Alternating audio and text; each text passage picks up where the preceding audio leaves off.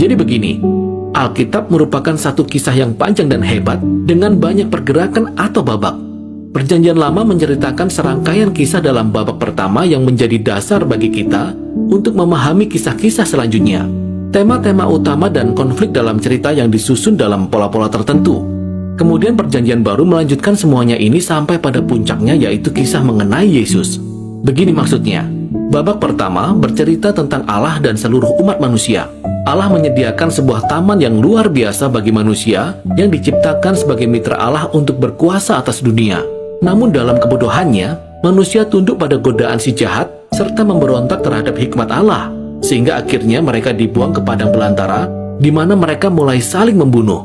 Mereka membangun kota-kota yang dipenuhi dengan keegoisan manusia dan penindasan, yang berakhir dengan kota Babel yang besar dan jahat. Tetapi Allah mengasihi dunia dan manusia-manusia yang bodoh ini, sehingga ia memulai rencana untuk menyelamatkan manusia dengan menjanjikan datangnya seorang manusia baru yang akan menghancurkan si jahat yang telah menarik kita ke dalam kebinasaan. Babak berikutnya dalam Alkitab adalah kisah mengenai Allah dan bangsa Israel yang mengembangkan tema dan pola dari babak pertama.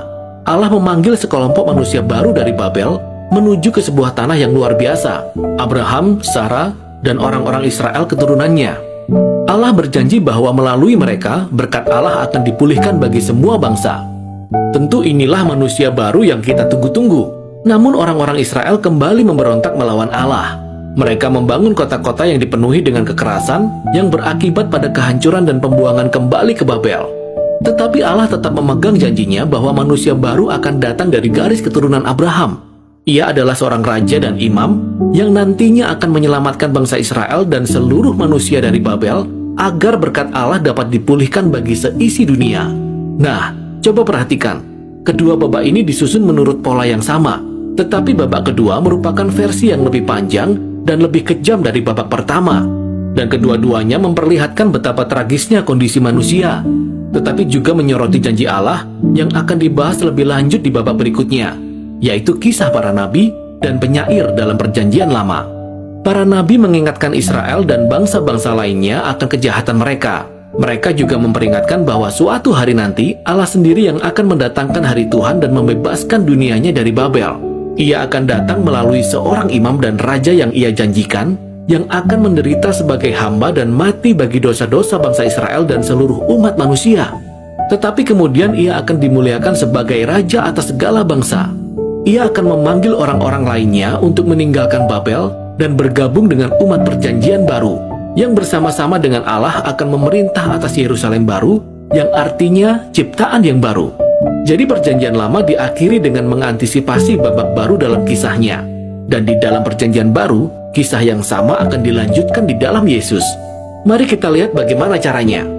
Keempat kitab Injil memperkenalkan Yesus dari Nazaret sebagai keturunan dari Abraham yang dijanjikan untuk memulihkan berkat Allah bagi bangsa-bangsa, dan juga sebagai manusia baru yang akan mengalahkan si jahat dan memulihkan persekutuan manusia dengan Allah. Jadi Yesus tidak hanya digambarkan sebagai manusia. Ia berkeliling memberitakan kedatangan kerajaan Allah yang telah dijanjikan itu. Ia juga berkata-kata dan bertindak seperti dialah Raja Ilahi Israel. Namun bukannya ia menyebut dirinya sebagai raja, Yesus malah menyebut dirinya sebagai anak manusia, yang berarti manusia yang bertindak sebagai hamba. Injil menyatakan bahwa di dalam Yesus, Allah Israel telah menjadi seorang Israel yang setia dan manusia sejati. Kita semua diciptakan demikian, tapi kita telah gagal. Misi Yesus adalah melawan kuasa roh jahat yang bersembunyi di balik kejahatan manusia yang membawa kita ke dalam keegoisan, kekejaman, dan kematian. Tetapi bagaimana kita bisa mengalahkan kejahatan seperti itu? Injil memberikan jawaban yang mengejutkan, yaitu Yesus mengalahkan kejahatan kita dengan memberi dirinya mati di atas tahtanya yang hina, yaitu kayu salib. Ia mati karena kejahatan dan dosa umat manusia. Di atas saliblah Yesus menjalani apa yang ia ajarkan, yaitu anti kekerasan, pengampunan, dan kasih yang penuh pengorbanan yang merupakan kekuatan yang paling dahsyat di alam semesta. Dan karena kasih Allah akan dunia miliknya jauh lebih kuat daripada kejahatan atau kematian, maka Yesus dibangkitkan ke dalam hidup yang baru yang menjadi model bagi manusia baru. Dan dari sini kita dibawa kepada kisah para rasul.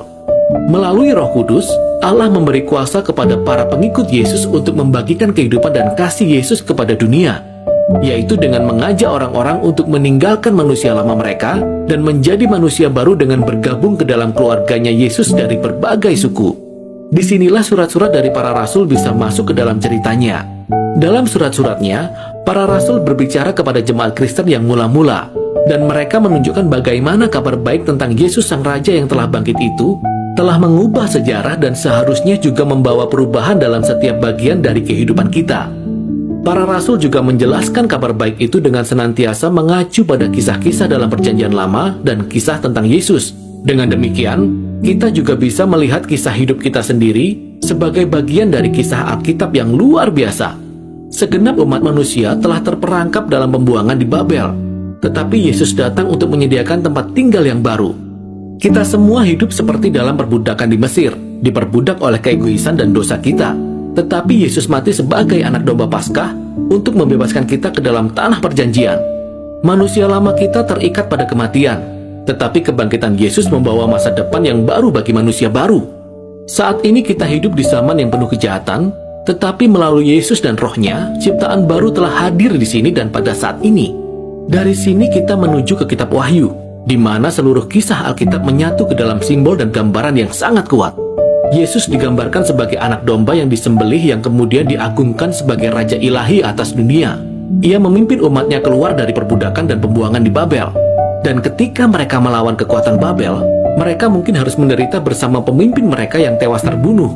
Tetapi ketika kita mengikuti Sang Raja yang telah bangkit, bahkan kematian pun tidak dapat menghentikan datangnya ciptaan yang baru, yang digambarkan sebagai bait suci di Taman Yerusalem yang baru, rumah yang sesungguhnya bagi umat manusia setelah mereka kembali dari pembuangan yang panjang.